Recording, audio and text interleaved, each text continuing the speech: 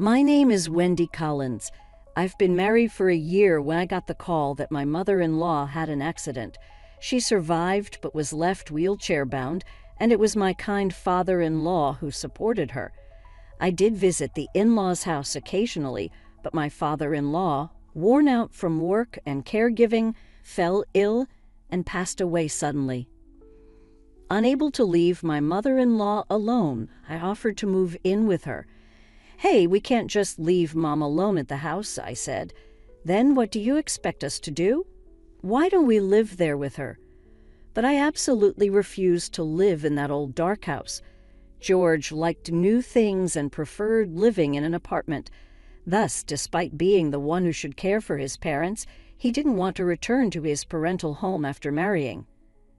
I considered inviting my mother-in-law to live with us in the apartment, but it seemed impossible due to the cramped space. Eventually, after much persuasion, we started living in his parents' house. No matter how hard it was for me or how exhausted I became, George kept making demands. "You said you'd take care of my mom. You should do your job properly," he'd say. So when George came home from work and dinner wasn't ready, he would yell, "Why isn't there any food? It's your job." "Fine," I'd say, "I'll eat out." He would take money and go out to eat alone, despite it being clear that preparing meals on time was impossible due to caregiving. My husband was selfish. When he came back from eating out and found the room wasn't cleaned, he would get irritated and lash out again. "What have you been doing?" Don't use caregiving as an excuse for being lazy. It's normal to clean up before your husband comes home. "What kind of housewife are you if you can't even do that? You're really useless," he'd say. But arguing back would lead to a fight, which my mother-in-law, resting in the next room, would overhear. I wanted to avoid making her sad. I had no choice but to try to keep George in a good mood by cleaning up as quickly as possible. He would also get mad if the futon wasn't laid out or if the beer wasn't chilled, sending me out to buy it even in the middle of the night. I hoped he would help at least on his days off, but he would say, "Why should I do such things?" and then go out. My mother-in-law would apologize to me, feeling sorry. "It's not your fault, Mom," I'd say. "Please don't apologize." We had such conversations countless times, and my mother-in-law always felt indebted to me. Our married life was sad. Because something might happen to my mother-in-law at night, I slept in her room, which meant my husband and I had no intimate moments in our first year of marriage. Although we wanted children, I had no confidence in raising them with no one to help. Meanwhile, my husband started coming home later and later. Eventually, he didn't come home at all. Some days I thought, is he cheating on me? But in the current situation, I had no time to blame him. It was better to focus on getting through each day than to worry about unnecessary things. Then one day my husband came back with a woman. He was 30 and she seemed to be in her mid-20s. I was shocked when he said he wanted a divorce. With a mother-in-law who needed care, what was he planning to do by getting a divorce? I wondered. "I don't want to be tied down to this old-fashioned house, so I'll give it to you," he said, handing me the divorce papers. "But what about your mom? You can take care of her," I said. "You said you wanted to take care of the old lady." "So we moved here," he replied. "I was against it from the start, but she's your mom," he continued. "Even if she is my mom, I hate old things. I'm giving it to you, so be grateful." I felt only sadness at my husband's words, treating his mother like an object. "I'm going to start a new life with her. You do whatever you want," he said. "So hurry up and sign." "But I don't have an income. How am I supposed to live?" I asked. "That's your problem. It's your fault for not working," he replied. "I can't work because I'm caregiving," I protested. "My dad worked while caregiving, despite that leading to his father's collapse. My husband thought of nothing." "Okay, I'll sign the divorce papers," I said. "Good. Now we can get married anytime," he said to the woman beside him, who looked happy snuggling up to my husband. I felt a terrifying emptiness at the thought of him. Seriously abandoning his family, I didn't want to cling to such a man. Take care of the old lady, will you?" With that, my husband left the house. It felt as if a hole had opened up in my heart. What was the point of everything I had done until now? It wasn't the sadness of being left by my husband that overwhelmed me, but a sense of emptiness. Then I heard the sound of a bell ringing from the back room. It was the bell I had placed by my mother-in-law's pillow for her to ring if she needed anything. I gathered my spirits and, pausing to smile before entering, rushed to my mother-in-law's side. Wendy Collins kept telling herself that she couldn't show her mother-in-law a sad face. I thought, but how do I explain being abandoned by her own son? Must be too shocking. "Mom, what's wrong?" I asked. "He left, didn't he?" My mother-in-law seemed to understand what had happened, feeling sorry yet frustrated at being unable to do anything. Wendy approached the bed, wondering what to say. However, her mother-in-law said, "Maybe we should sell this house first," and laughed. Huh? I was so taken aback that I could hardly find the words to reply. "Don't be so surprised. I always thought he would leave this house eventually and that you would stay. But it's hard to care for me in this house, isn't it? So let's sell this house and move somewhere more comfortable." "But Mom, even though we have this land, I think it will fetch very little. It's an old house after all." "I know, and if we sell the house, we'll have nowhere to live." "Don't worry, leave it to me." Brightly saying so, her mother-in-law began making calls immediately, actually starting the process of selling. At the same time, she decided to move into a luxury senior apartment. "Don't you think it's a nice place? The rooms are spacious, and it's all barrier-free.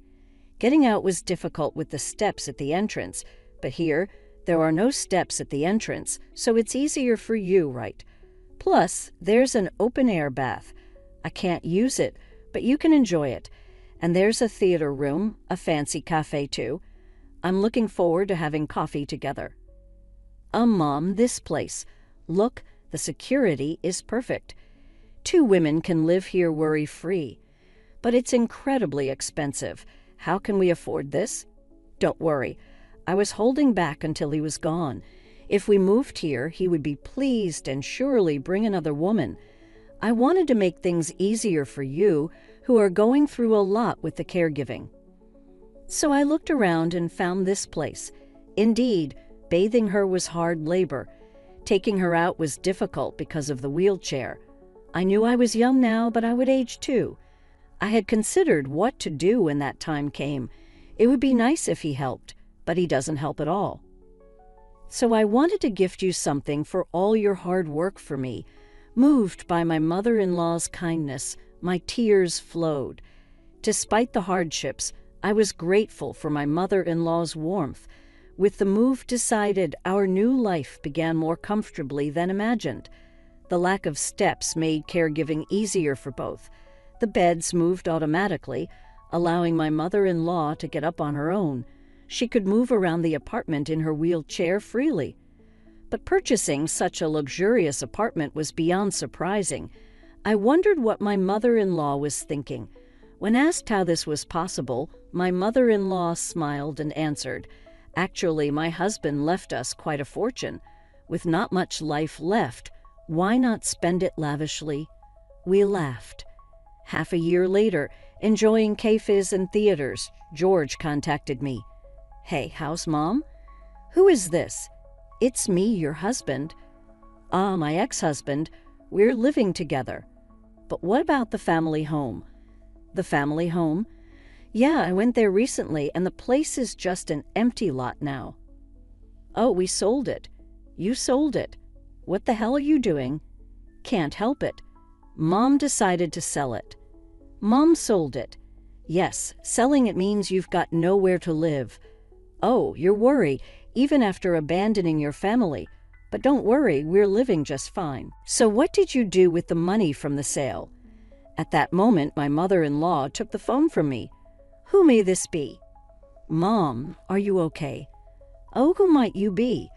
"Only my daughter-in-law is allowed to call me Mom." "Mom, so who are you talking to?" "It's me, your son George." "My son, huh?" My son abandoned his family for some woman and ran away. Are you the George? I'm sorry, apologies now won't do us any good. Hey, Mom, you sold the house, right? What did you do with the money? Don't tell me Wendy is holding on to it. That's none of your business. Actually, I'm in a bit of a bind right now. I really need money. Oh, is that so? So, could you lend me some? Lend you? What did you do? I have debts. Debts, huh? You and that woman you ran off with should pay them back together. Well, the debt was something we decided on together. Deciding together to get into debt. Ridiculous.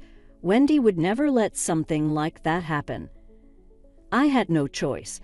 I bought a car on installment because I didn't have the money. I thought I could manage as long as I paid a fixed amount each month.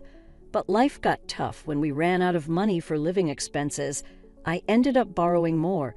It felt like it was okay to borrow as long as the payments were fixed.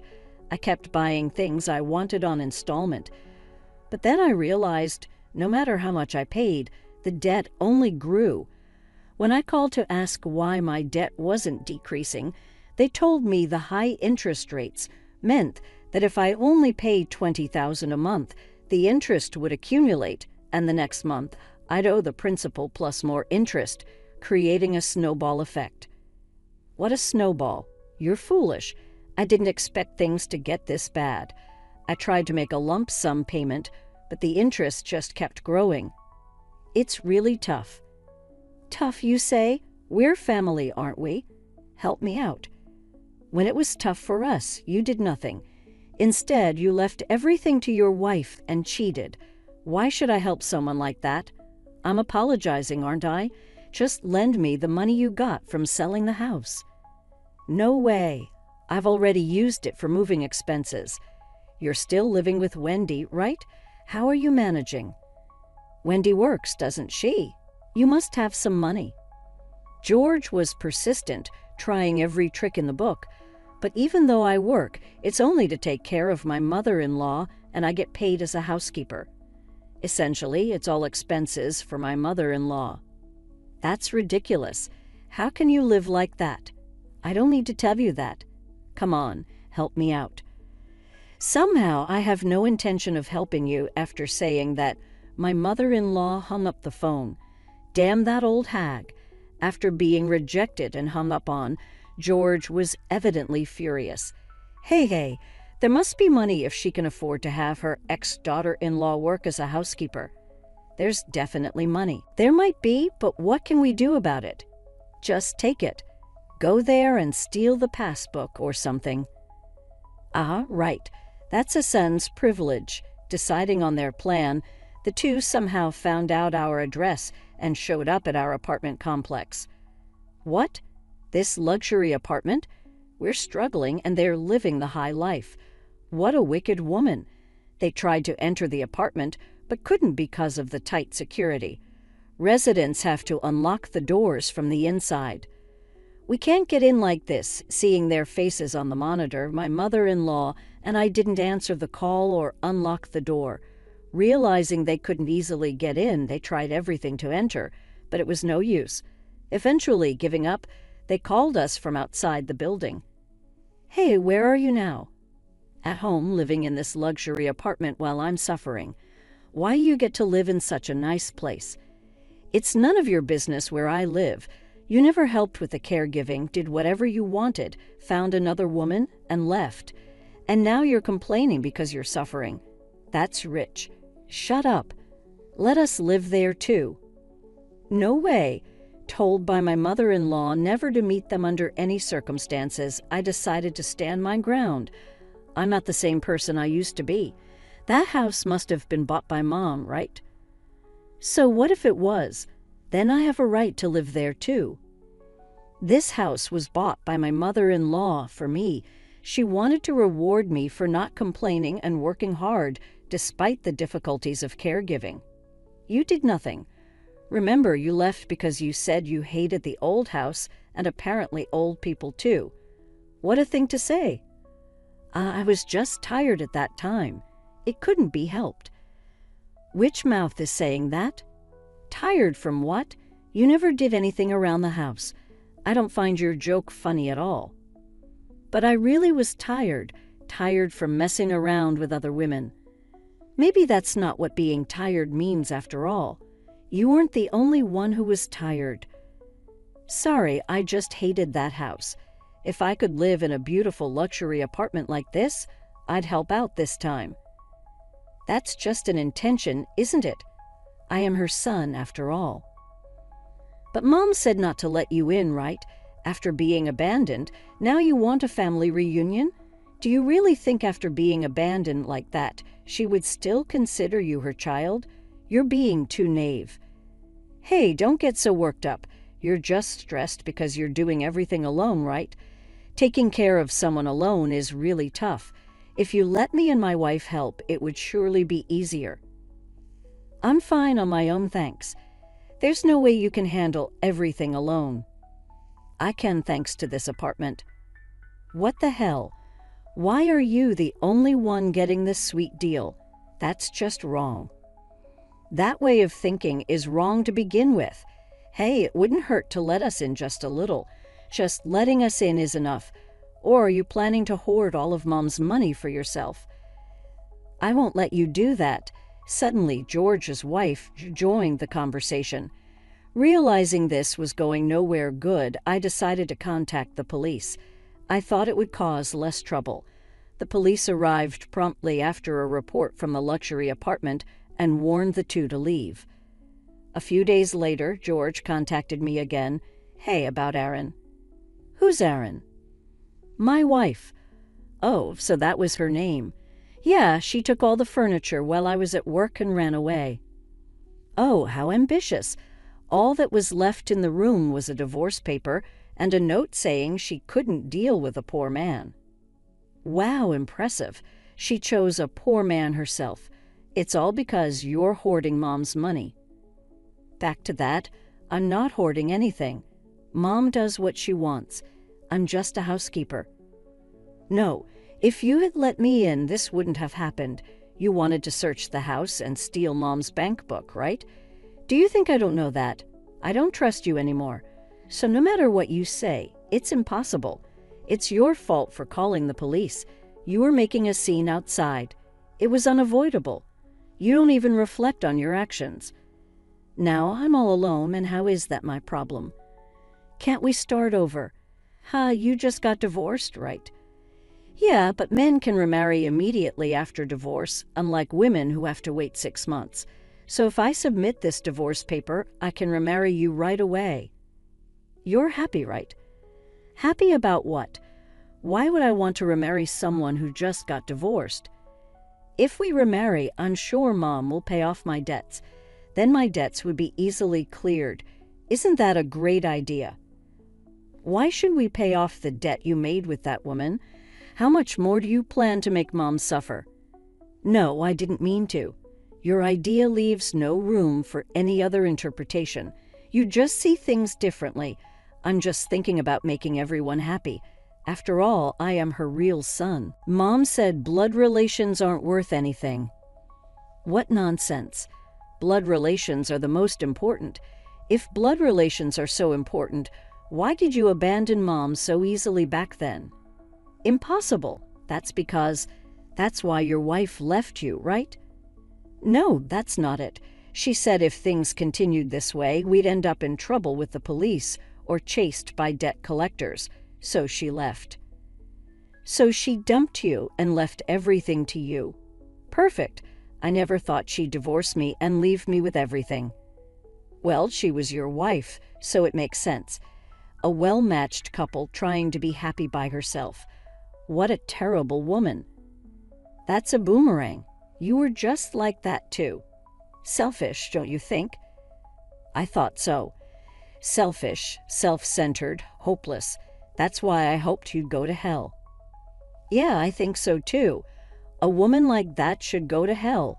We really get each other. We should remarry. Carefree or utterly selfish. That seems to be my ex-husband George's way.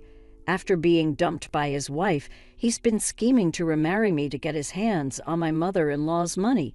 You know I have no intention of remarrying you. Why not? We were so in love when we were younger. I think that was a misunderstanding, so you can forget about it. What a heartless woman I was married to. So I learned a thing or two. Come on, don't say that. Help me out, please. Sorry, but I'm off to the theater room to watch a movie with Mom. What? There's such a thing, too. Yes, besides the theater room, there's also an open-air bath and a cafe. Luxury apartments are amazing, you know. So, I'm hanging up now. Let me in too, please. I hate living in a cramped rental apartment.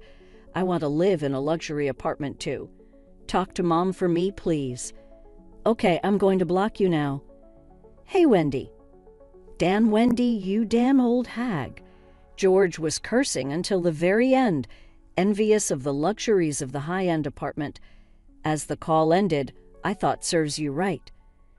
In the end, after being blocked by me, George tried contacting his mother, but she also lambasted him and blocked him. Despite being rejected by both his ex-wife and mother, George was desperate for salvation and tried to get into the apartment again.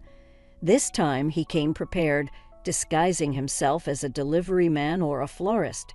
Such admirable effort, if only he had shown it during our marriage. But it was too late. No matter the disguise, he was recognized and couldn't enter the apartment.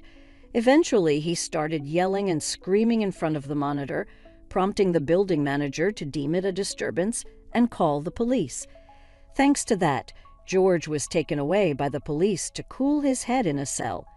With no one to pick him up, George named me, but being divorced and now a stranger, I refused.